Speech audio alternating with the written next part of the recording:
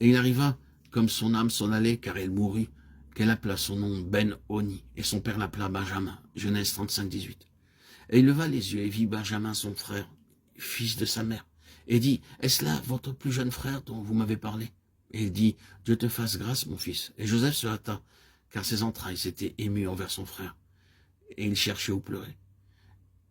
Et il entra dans sa chambre, et il pleura. Genèse 43, 29, 30.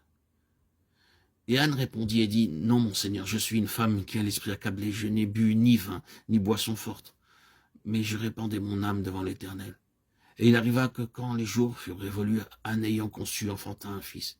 Elle appela son nom Samuel, car je l'ai demandé à l'Éternel. 1 Samuel 1, 15, 20. Et le jeune garçon Samuel servait l'Éternel devant Élie, et la parole de l'Éternel était rare en ces jours-là. La vision n'était pas répandue. Et il arriva en ce temps-là qu'Élie était couché en son lieu, car or, ses yeux commençaient à être troublés, il ne pouvait voir. Et la lampe de Dieu n'était pas encore éteinte, et Samuel était couché dans le temple de l'Éternel, qui était l'arche de Dieu. Et l'Éternel appela Samuel. Et il dit, « Me voici. » 1 Samuel 3, 1, 4.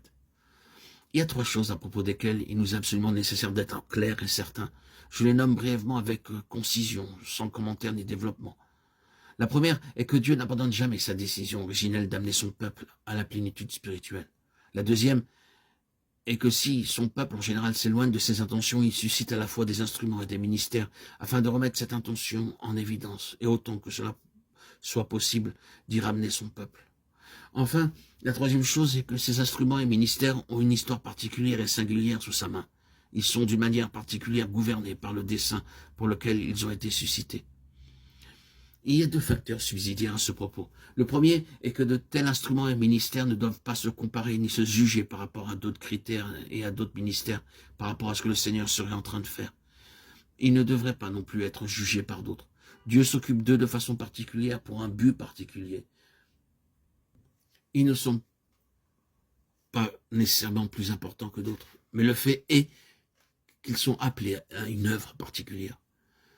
La seconde chose est que si l'œuvre de Dieu est corporative, le facteur corporatif dominera l'instrument qu'il suscite. C'est une chose importante à retenir. Cela veut dire que chaque personne qui se trouve individuellement sous l'influence de ce ministère et de son but sera gouvernée par la loi corporative.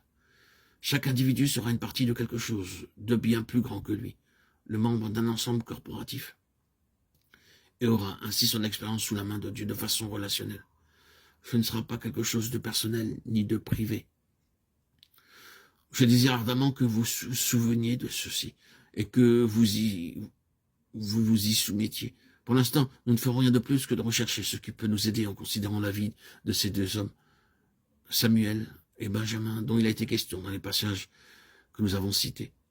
Vous reconnaissez sans doute que Benjamin et Samuel ont des points communs. Premièrement, ils étaient tous 2 des fils particuliers. Benjamin était démarqué de ses frères, et comme nous le lisons, Joseph lui donnait une place spéciale, tout comme l'avait fait son père. Il avait une position relationnelle particulière envers son père et ses frères. Il en était de même pour Samuel, qui, en qualité de fils, était bien distinct et différent des autres. Nous ne faisons que remarquer ce fait, sans nous y attarder. La deuxième chose qui leur est commune est que leurs naissances ont été particulièrement laborieuses. Rachel mourut lors de la naissance de Benjamin et l'appela Ben-Oni, fils de ma peine, ou né de la peine. Et nous connaissons bien la détresse, la peine, l'épreuve et le labeur d'Anne pour obtenir Samuel. Tous les 2 procèdent d'un état de mort. Cela est parfaitement clair pour Benjamin. Rachel mourut et Benjamin vécut de sa mort. Il en est de même pour ce qui concerne Samuel. La mort était la condition, l'état d'Anne, qui ne faisait que refléter la condition spirituelle du peuple de Dieu. De cette tombe et de cette mort est né Samuel. Tous les 2 arrivèrent à un moment de déclin. L'époque de Benjamin se situe à une période où ses frères et toute la famille, excepté Joseph, étaient dans une condition des plus dégradées spirituellement. La vente de Joseph révèle la triste condition qui prévalait parmi les fils d'Israël dans leur comportement et leur mauvaise conduite. Nous savons dans quelles conditions se trouvait le peuple de Dieu au temps de Samuel. Cela n'a pas besoin d'être commenté. Ensuite, ils représentent tous les 2 un revirement dont ils furent l'objet. Benjamin fut l'élément déclencheur de ce revirement dans toute cette merveilleuse bascule. C'est par l'introduction de Benjamin le petit, que tout pivote. Les versets concernant cette histoire et rappelant l'arrivée des frères chez Joseph en Égypte et Joseph découvrant son plus jeune frère marquent le revirement. Considérez-le attentivement et combien cela aussi était vrai de Samuel. il provoque un revirement en Israël, car beaucoup de choses dépendaient de lui. Ceci paraît simple dans sa présentation, mais il est beaucoup moins lorsqu'il est vécu.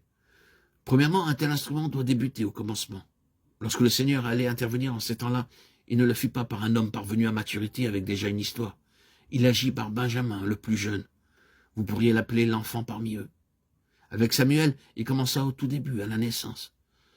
Dans cette présente dispensation, l'instrument qui mettra en lumière la pleine pensée de Dieu et qui la recouvrera aussi complètement que possible devra être ramené au-delà des traditions, au-delà de ce qui est de l'histoire, au-delà d'un grand nombre de choses qui ont été édifiées et qui sont devenues communes et acceptées. Cet instrument devra être ramené au commencement.